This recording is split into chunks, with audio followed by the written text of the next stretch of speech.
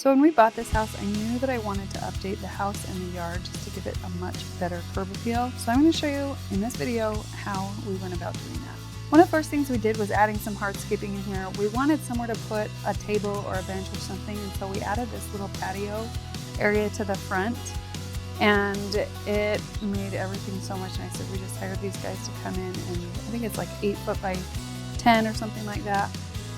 And it just added a place where we could actually set some chairs out here and hang out.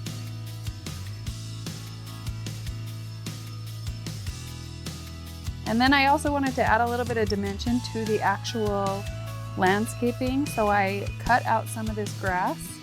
All we had was this little raised bed in the back. And so I am adding a flower bed here that I am adding some drainage to because of our gutter that's placed right there, obviously. And then we're going to be adding some curbing to make the border. So I dug all of the curbing out, probably, I don't know, 8 inches or so. It took a long time, but it was fine. The ground was soft because it had rained the day before or something. And then what I'm using for these forms is just, I found a $27 8x4 piece of composite siding. And then I just ripped a bunch of pieces down on my table saw, and we used that as the forms. On this little inside curving section, it wasn't quite as bendy as I wanted, so we actually had to use 1/4 inch plywood for that place instead, and we had to add way more stakes to it because it was just a little bit too flimsy. So we added a bunch more stakes there, but it ended up working out great. And then we added some gravel base in the bottom and then poured our concrete and smoothed everything out and did the edging, and it turned out so beautiful once we took off the form. And then you can see here that I'm just planting some plants. I looked up some things that were native to our area. I added a few flagstone pavers there just to give it some interest. And this bed, I think, turned out really nice.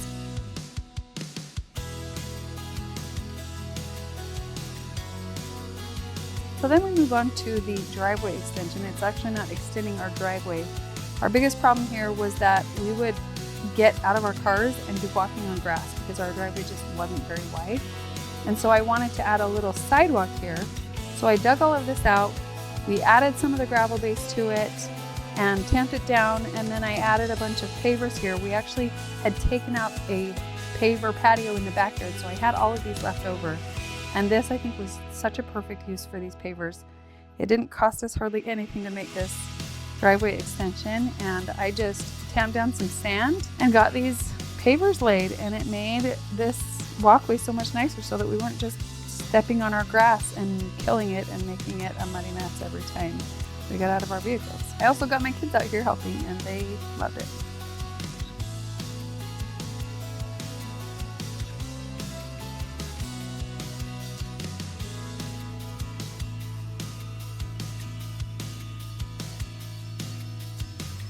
So you can see that I've also poured another concrete curb here just to make my grass more curvy. It was just too square and boring, and so I added a little garden bed right here. And then we move on to the sod. I tried so many different ways to get rid of this grass with my tiller and with, just mowing it as low as I could mow it. I knew that we had to get it down to ground zero before we could add the sod, but eventually I just ended up renting a sod cutter, and that made things go so much faster. I had to haul off all of the sod to the dump, but in the end it was worth it.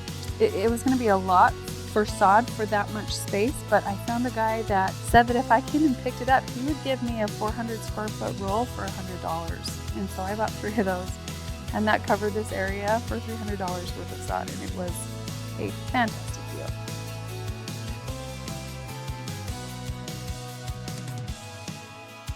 So then the next area we worked on is I still had some of the pavers left over from the back patio that we pulled out. And in our town, you cannot have your trailer parked on grass. It has to be on a solid surface, and our driveway, it was so small.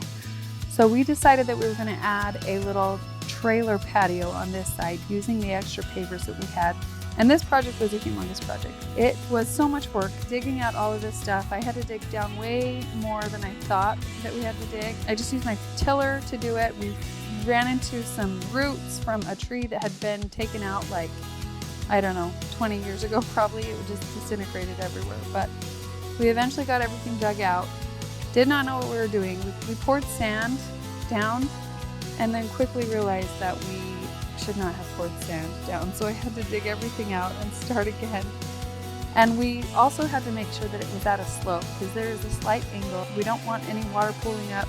And to figure out how to get it at the right slope, we just decided we were going to pour some more concrete curbing that would not only lock in the pavers, but it was just easier to get it at the right slope that we needed to match our driveway and also make sure that there weren't any drainage problems. So once we poured this concrete border, then we dug everything out again, rented a compactor, so we got everything compacted nice and well so that we could actually have cars drive on this and have it not sink. After we got it compacted, I added some landscaping fabric, and then we added a nice thick layer of gravel base. And then once we had the gravel base compacted, we added about 1 inch of sand, and that's when we could start laying our pavers. So we laid all the pavers down. As you can see, my kids were big helps here.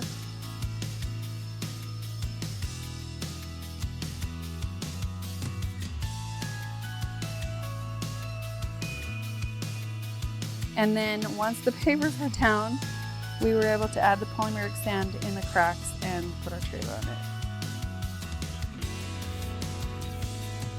We went through the same exact process that we did with the original Paver patio right next to it, where we just dug everything out. We set up some concrete forms, and then we added these posts so that we would have something to attach our fence to that was going to hide the garbage cans. And then obviously did all the compacting, added the gravel, added the concrete to the forms, the landscaping fabric, the sand, and then the pavers.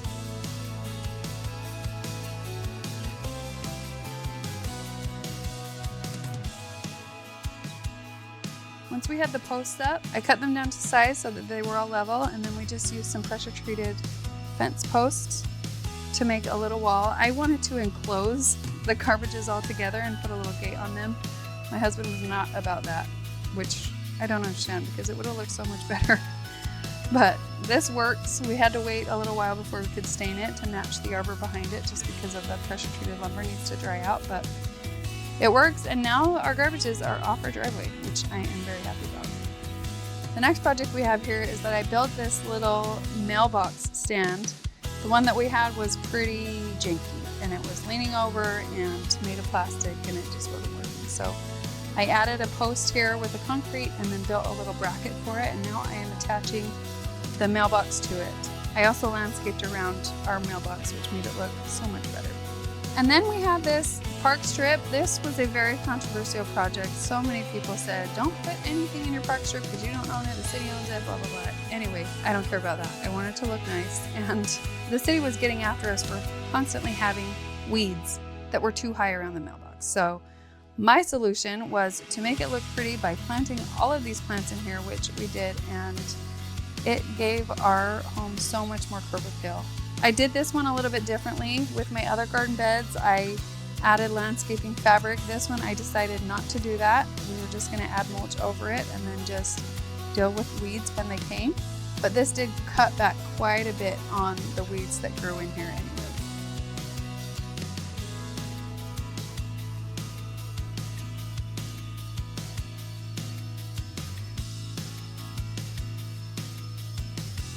Next up was to deal with the exterior of the house. This was also a very controversial project. I got so much hate for doing this to the stone.